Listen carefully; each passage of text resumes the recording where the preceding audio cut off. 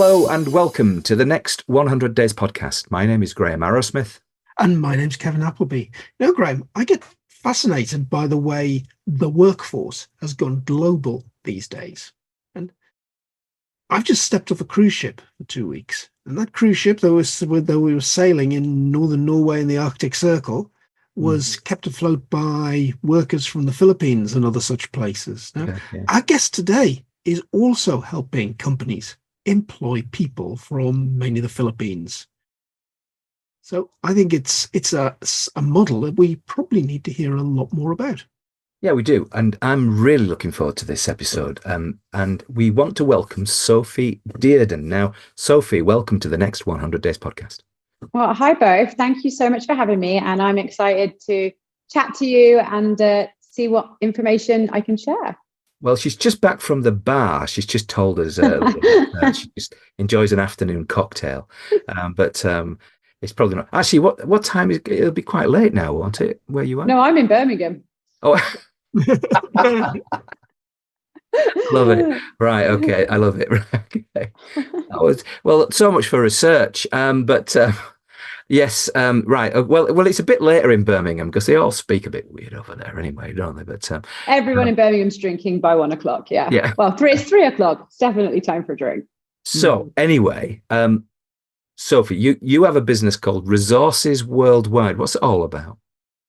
So I will give you the shorter version of the story. Oh, please do. Essentially, I mean, there is a cool backstory to it, but essentially what we do today is we help businesses globally, majority UK and USA, who are struggling to fill skills gaps within their specific business. We work a lot with engineering and manufacturing companies, for example, who've got projects in the pipeline, ready to go, tons of business, but they're struggling to get them off the ground because they haven't got technically skilled engineers or designers or programmers. Yeah. So through the background story, we actually ourselves started working with remote professionals from the Philippines about 6 years ago. It then developed into the business that you see today at Resource Worldwide. So we now place technically skilled professionals from the Philippines who work remotely in the Philippines. All of our operations are based there for companies in those types of roles in the UK and the States. And they presumably speak pretty good English. Yeah, so they're educated in English. So their first language, it's dependent on which area they live in the Philippines. Their second language is English, but they're very fluent. Yeah. I've been absolutely fortunate to start to work with somebody called Ursula, and she's lives in northern India, and her English is just impeccable. Good. And we get on like a house on fire. She's only a kid. She's only 23, so but she's doing really good work. And it mops up my, old man sort of not being completely on top of everything. But she'll just do things in a very logical order. And her English is brilliant. So, yeah, but that came about. It's not through a company like yours. She just approached me with a really well-written email. Oh, I mean, where we started was we had an e-commerce business.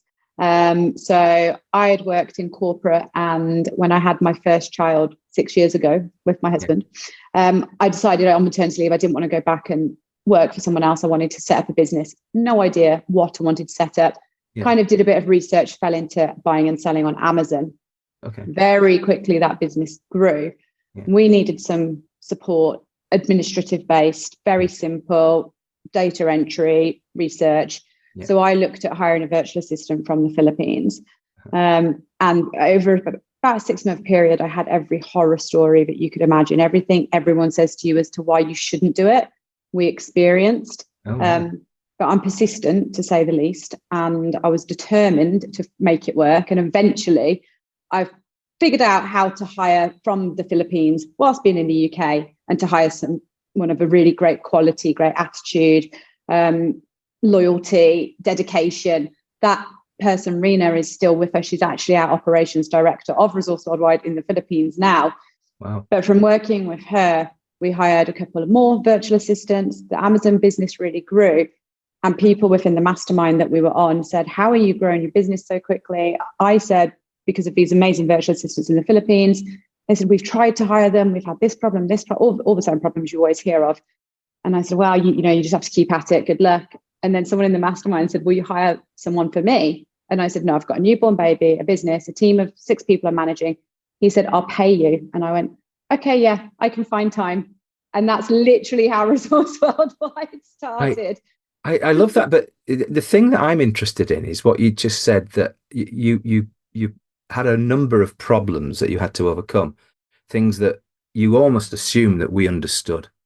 And I don't. I mean, because, you're looking at 2 old blokes who've never done this before. Well, Kevin, have you ever done this before? But actually, my other podcast, the Grow CFO Show, Oh, right, yeah. I hire a podcast editor in the Philippines, Cherry Lynn, and she is absolutely brilliant. All right, so you have had experience. Yes, but that is single experience. I'm guessing we must have been quite lucky. We found her on Upwork,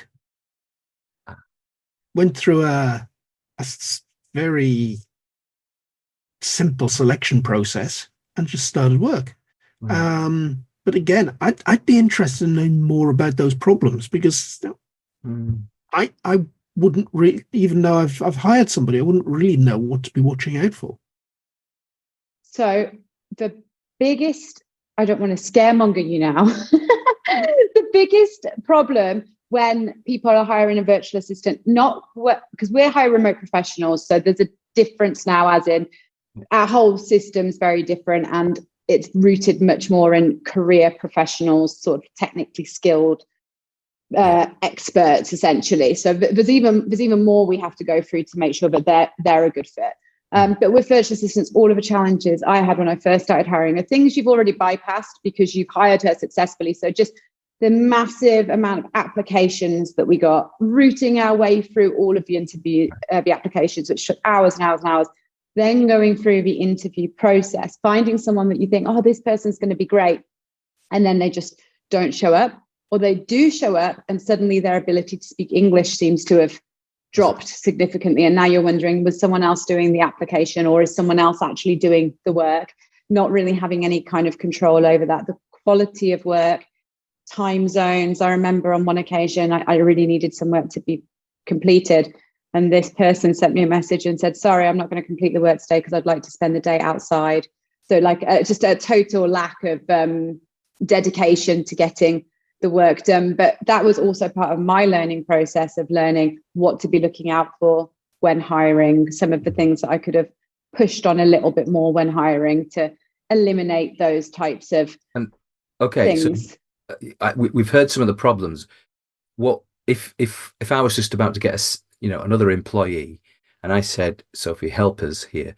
What are the things that you would advise me to sort of be on the lookout for, apart from, because you can't be on the lookout for somebody who might take the afternoon off because they've got better things to do than your work.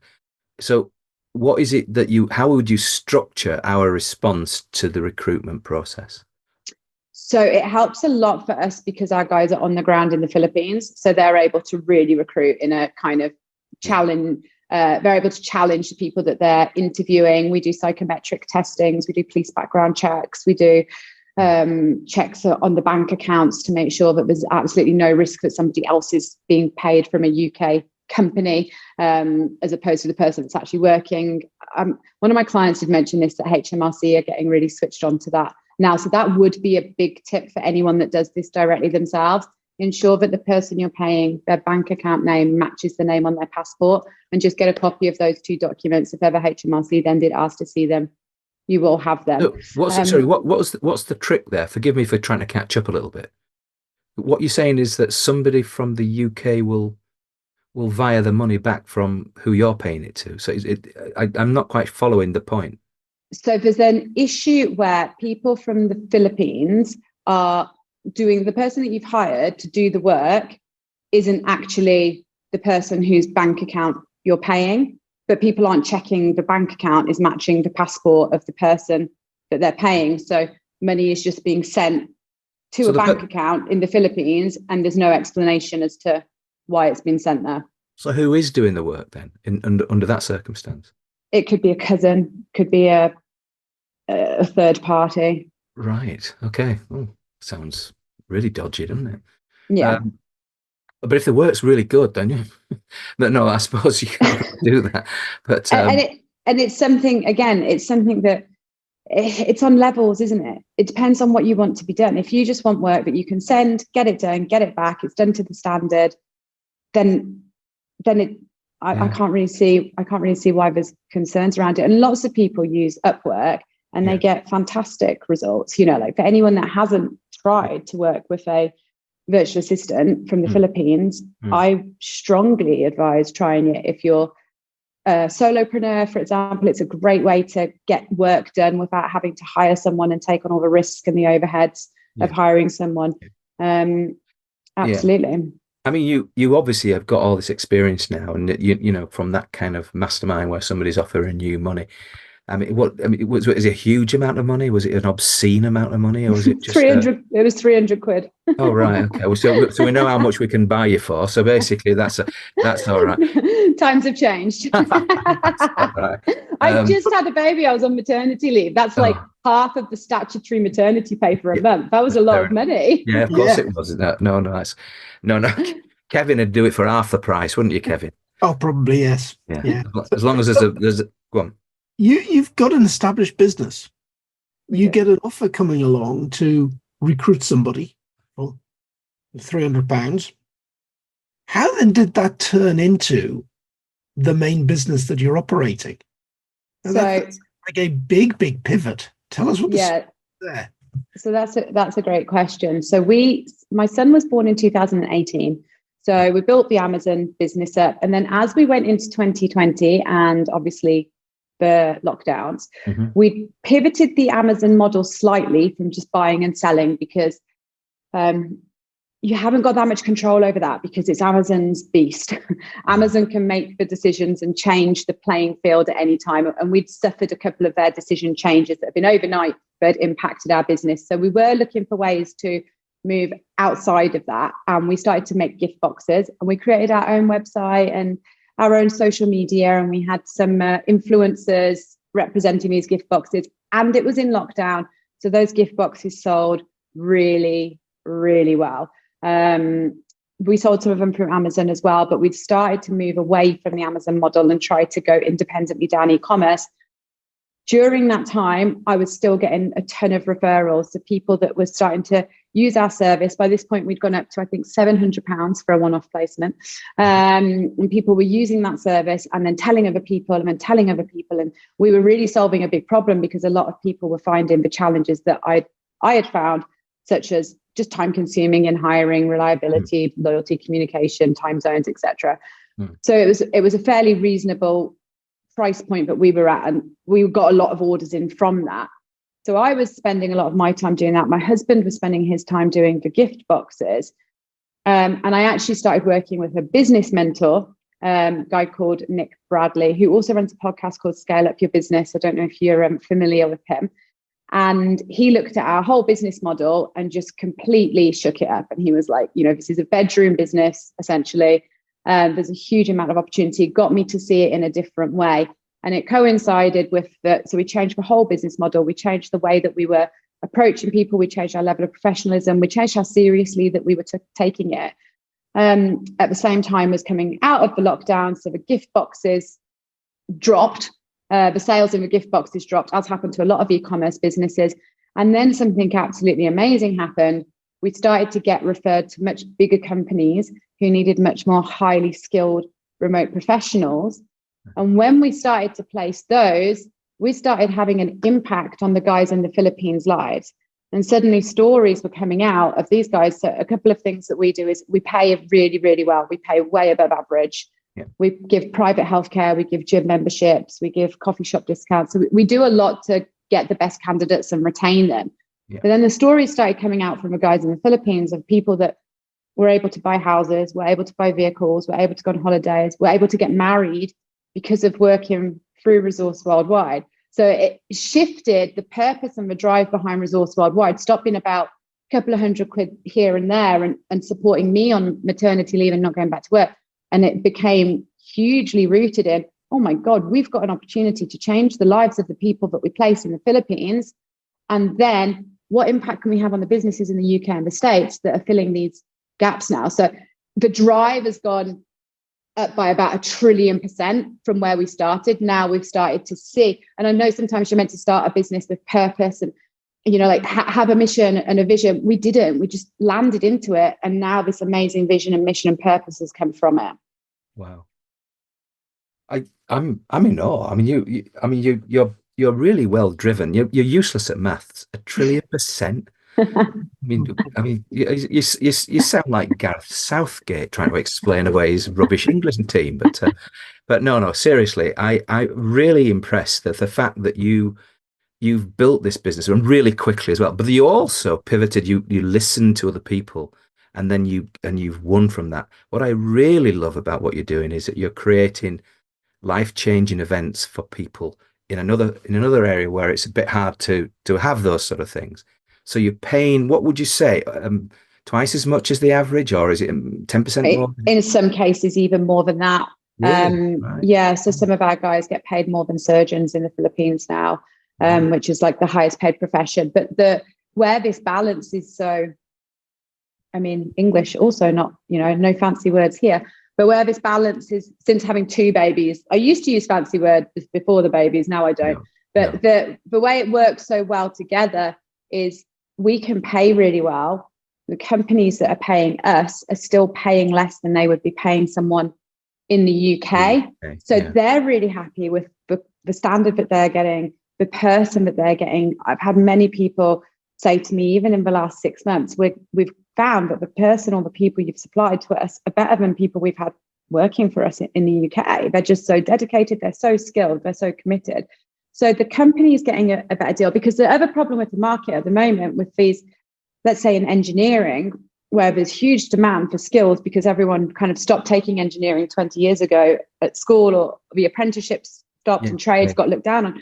The problem is that the engineering companies can't afford the huge salaries that some of the engineers are asking for, and the bigger companies are getting them. So then you've got the mid-sized companies who have got these huge gaps. So we offer them a solution as far as the skills and dedication is concerned. We offer it at around 30 to 40% less than they would pay to have an employee sat in their office because of PAYE, overheads, taxes, etc. But what it means for the guys in the Philippines is we can pay them more than a surgeon. So the dedication they've got and the loyalty they've got to this job is significant. So in my sort of mind, I'm thinking about an engineer that's got to be around other engineers. And, isn't it actually a very physical thing where you're touching something or you're grinding something out? I don't know what exactly they're going to be doing, but is it a lot of, I don't know, CAD work or something like that? Is it something that you can do in the Philippines, or do they come across as well? So I'll give you an example of one of our clients. So they're a huge laser cutting company. So I'm in the Black Country, right? We have a lot of engineering and manufacturing just down the road from us, which is amazing. So there's a huge, well-known people listen to this are probably, if they're in my area, they'll probably know who I'm talking about. But they're a very big company here down the road from us. And in their laser cutting division, they have, last year they did, I think, 18,000 quotes, for example. Those quotes are done by guys who are just sat on the computer all day, just doing quotes for a program. That type of role can be done remotely. Additionally, they have to program the machines. They use SolidWorks to create all of the designs to program the machines. The programmers never go down to the machines. They never look at the outcome of machines. It's all just programmed from. So it doesn't matter where they are, whether they're in the Black Country or whether they're in the Philippines. Just doesn't matter. It doesn't matter. And then we have another company that we work with who's based in Surrey, and they have 4 different engineers with us. They do gas extraction. So they extract gases and then organize their full turnkey solution. They organize the transportation of the gases. They organize the redistribution. So they're a full turnkey service. They're currently working on a big site in France. They needed 2 of the engineers there. So we have organized 2 of their engineers to come from the Philippines to France. They also needed 1 in the UK. They work there for 3 months and then they go back to the Philippines. Wow. I mean, it sounds to me like Sophie's managed to eke out a brilliant business that's going to go on for years and years. So, I mean, is that the plan? Is you want to stay with this, with Resource Worldwide, doing the sorts of things that you're doing, or do you have designs on other things as well? So our vision, I really think, and I've learned, I used to be kind of shiny penny syndrome. So I used to be like, I want to invest and buy other businesses. And now I just want to create opportunity. Like I just want to create opportunity. I want to create opportunity for the people in the Philippines. I want to create opportunity for the business owners that we work with. And I want to see how far we can go. So to answer you strategically, what's our plan? Each industry we work in, we refer to as a pod. We currently have our engineering and manufacturing pod that we're building. We're launching our digital marketing and advertising pod. So we'll be working with those companies. We have a few that we're currently working with. Again, they've just come to us from referral.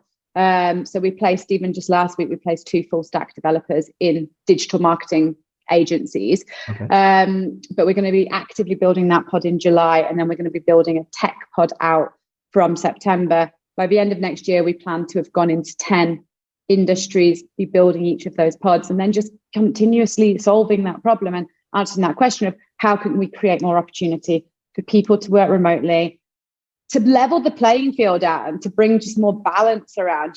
Just because you're born in a country like the Philippines doesn't mean you should have access to amazing career opportunities if you studied for them and you worked for them. Is there a set of barriers that are preventing people from taking the leap? I mean, so people have a conversation with you and they're worried about 2 or 3 things. If you almost had to think those things through, and you'll overcome them now, you'll have answers to it and some reassurances. But what are the big things people are worried about? Always quality of work.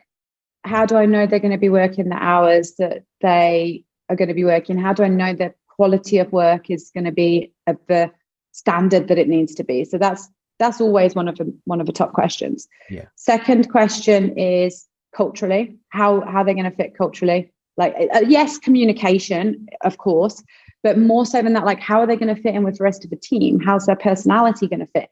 Like, we're a close-knit team. How are they going to fit in? And if they're not there with us, how are they going to feel part of the team? And then the other one, this is really simple compared to the first 2, is time zone. I always get that. What are they going to? How are we going to work around the time zones? No, I with Ursula, she's 4.5 hours ahead, and I'm like, half hour. Where's that come from? But that's that. So That's right. I want an Indian clock on my wall so I know what time it is for her. But I've kind of figured out what time she's supposed to give up, but it's quite late at night for her. You know what I mean? So I'm always really conscious of that. But we have to almost have compromises. She gets morning off, etc. So. Well, that time zone can be a great advantage, can't it? It is. And you can decide there's something you want doing during the UK afternoon. Yeah. What it is, spec it out, communicate it across to the person that's going to do it. You come back into work the next morning, they've done it overnight. You can. The other thing with time zone, and this is where it's really important to not make assumptions that culturally other countries are the same as us. So if you look at what we do here in the UK, we get up at like whatever. I'm going to be like 5:30 because I actually do get up at 5:30, but that's a lot to do with my 2-year-old. So you get up early in the morning, you spend an hour or 2 with your children, rushing around normally, yelling at them to get ready for school. They then go to school, you go to work, or sometimes you go to work and drop them off even at before school club, right? So there's even less time spent with them. You go to work, then you pick them up at 5 o'clock or whatever it might be when you finish work. You'd spend another hour with them at the end of the day, probably a little bit tired. You put them to bed, and then you do whatever you do in your evening. That's just what we do. That's like what our parents did. For us, we've never considered really, I don't think, there could be another way. Entrepreneurs, slightly different. That's one of the reasons we do what we do, right, is to create a different way. In the Philippines, family is a super high on their value list. Like the parents often will live with them. So when they work in UK hours or US hours, they work our hours. So they'll work like 9 a.m. to 5 UK time or 9 a.m. to 5 US time, which means they work a night shift. So their day looks a little bit different. The way their children go to school is they have morning or afternoon lessons. So if they work on the night shift, they'll put their children in for morning lessons, which is 6 a.m. till 12 p.m. or 2 p.m., 6 a.m. till 2 p.m., I think, something like that. Yeah. The children will do that school time, the house help or the nanny will have dropped the children off at school. The parent will then pick the child up, spend all afternoon with the child because they're not working. Then they'll work from, say, 8 p.m. or whatever it might be, depending on which country they're working for.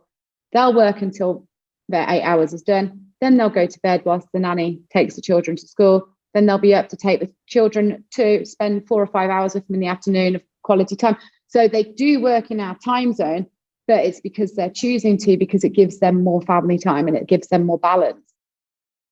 That's a really good explanation. And it's something that I've struggled a bit from my end, accepting that in the sense, but it's not that I didn't want to accept it because I wanted the opportunity to be afforded, but it was just, I kind of feel guilty that somebody's working at 9:30 at night where I'm not. Well, that's not strictly, that's not strictly. Yeah. But the point is, I choose to do that because, if you said, I'm running a business. But having said that, it is a bit of a culture shock. I can understand that people would have that as a challenge to mentally overcome, I guess. Almost like the guilt feeling that they're doing something much more than me to make this work. I don't know.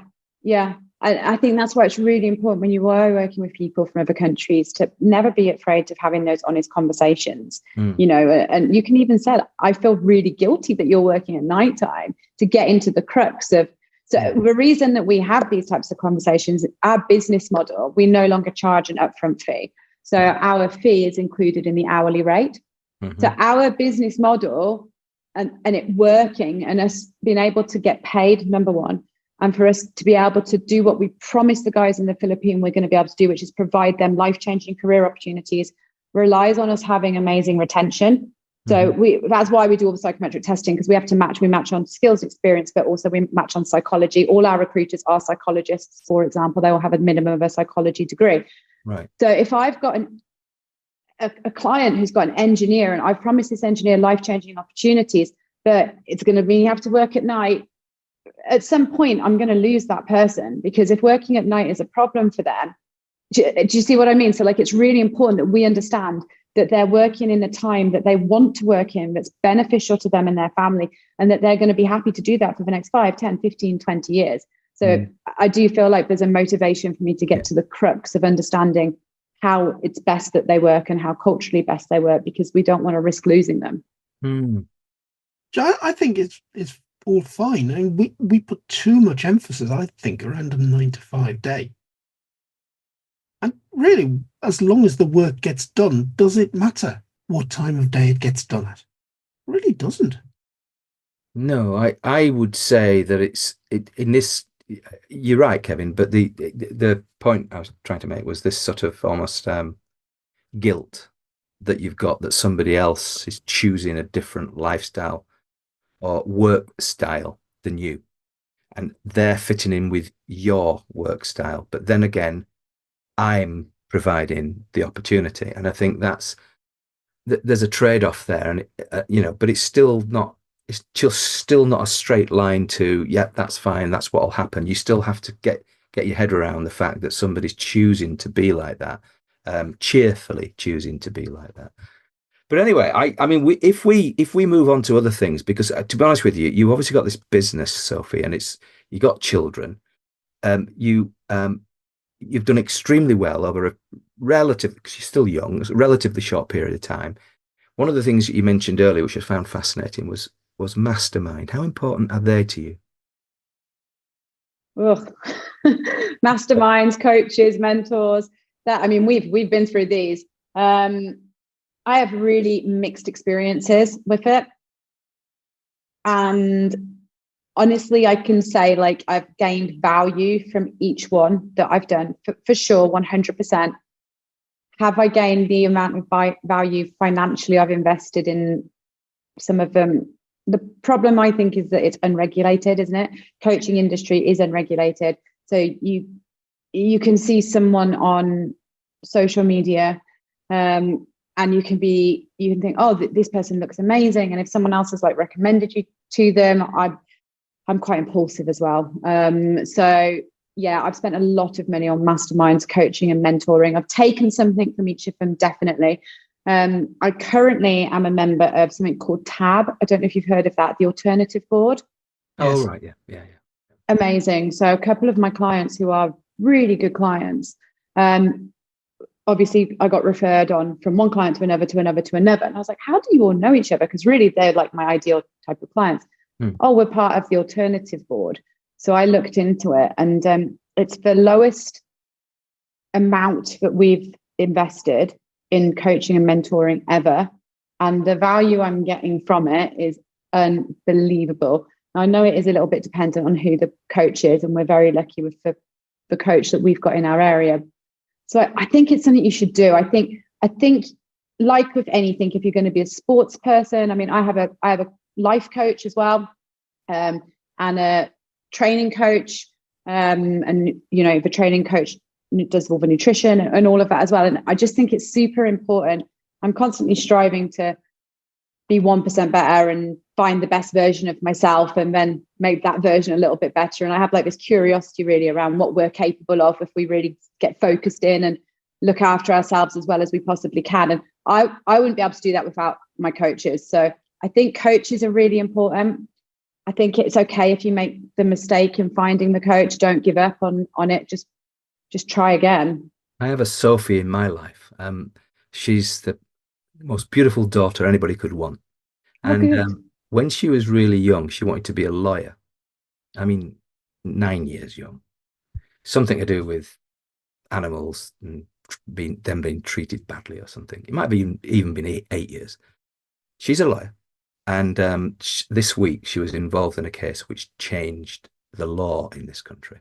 So she was incredibly proud. It was just something. I'd love to be able to tell you more about it, but it's beyond me. But the truth is, she was involved in that, and there was a lot of hurdles, huge amounts of hurdles. But the reason I'm saying that is that you share her name, but when I look at you, I just think you share so many other things that she's got. And there must have been a time, a sort of a Sophie at 8 time or Sophie at 9 time, when you realize the greatness that you're going to have in you. It's really funny, actually. Thank you. Firstly, thank you. That's a really lovely thing to say, and I really do appreciate it. So when I was younger, there is a story.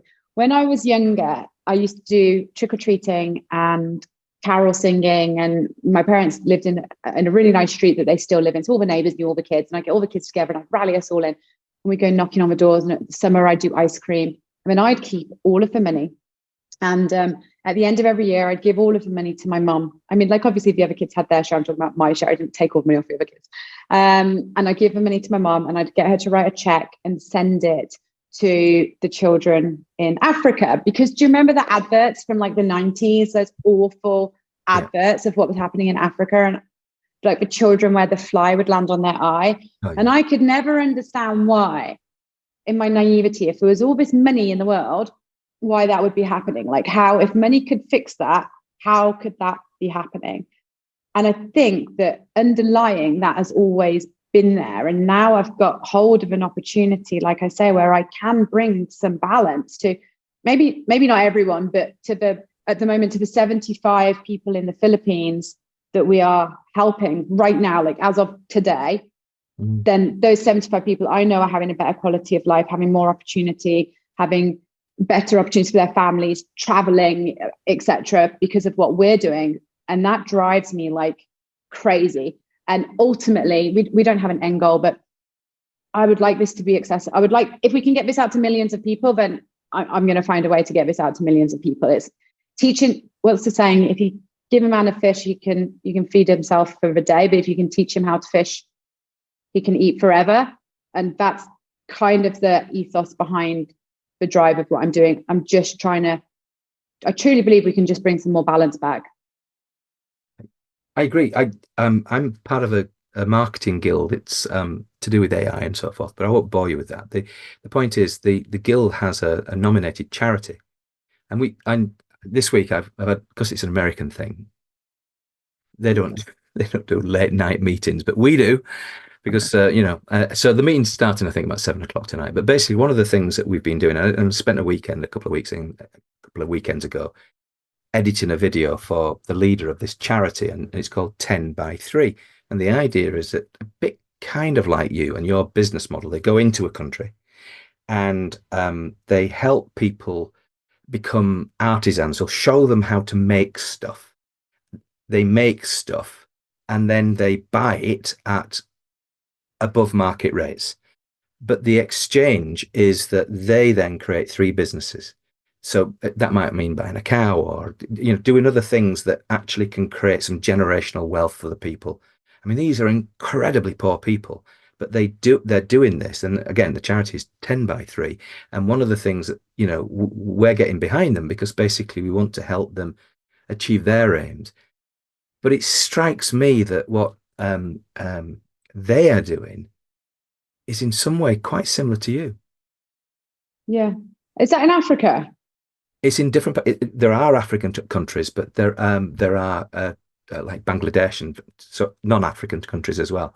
So basically, the video I was editing, one of them, is just struck, and I actually had to blend in this particular little girl who was taught. She was in Dakar, I think, and she was in this car. She was looking out, and this little beautiful little girl who kind of grabbed hold of the car door.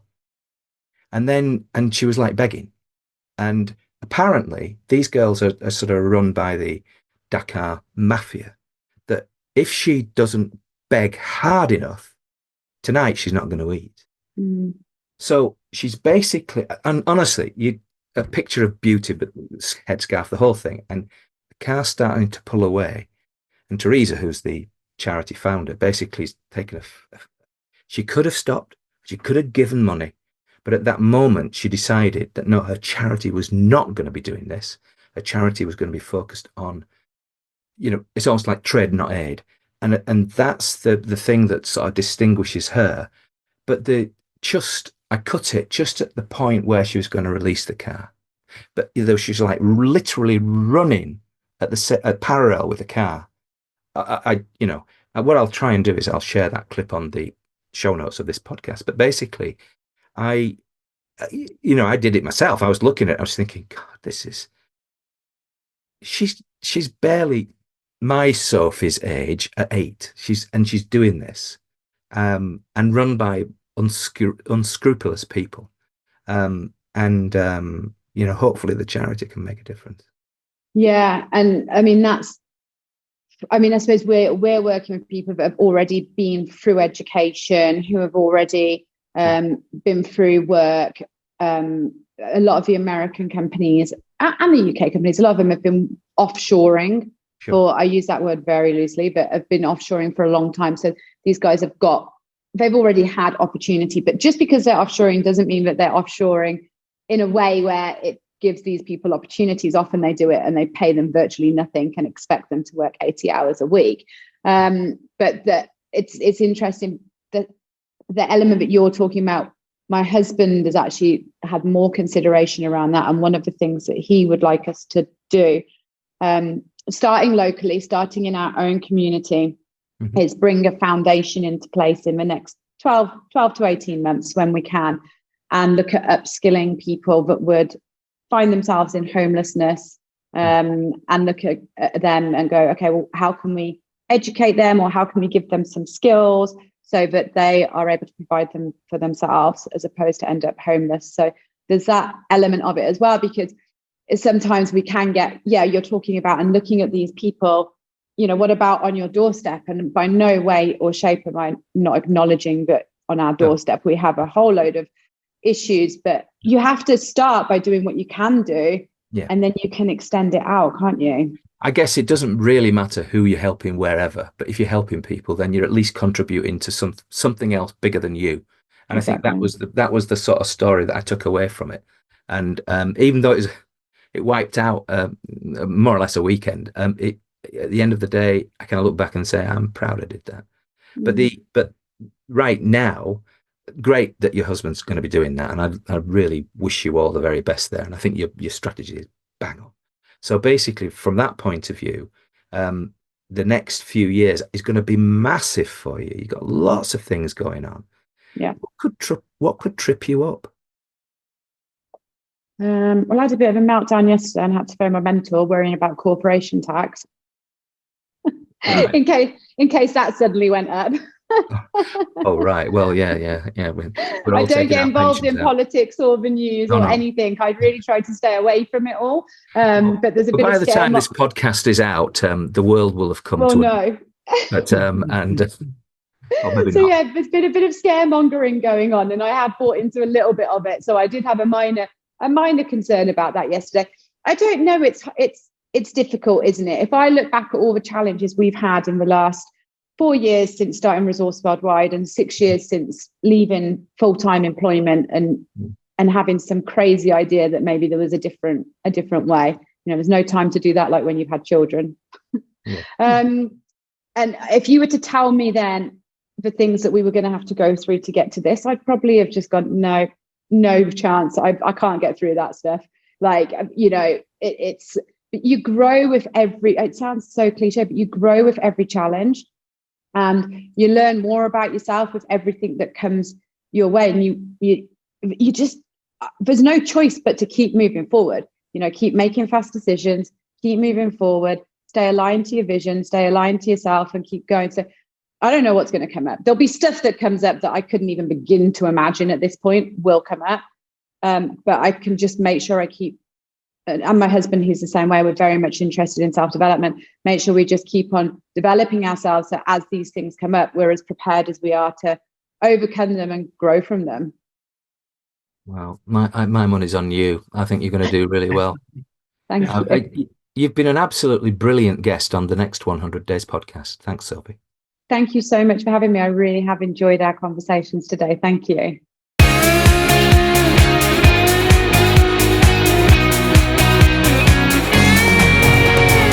Gosh, we've covered a lot today, Graham.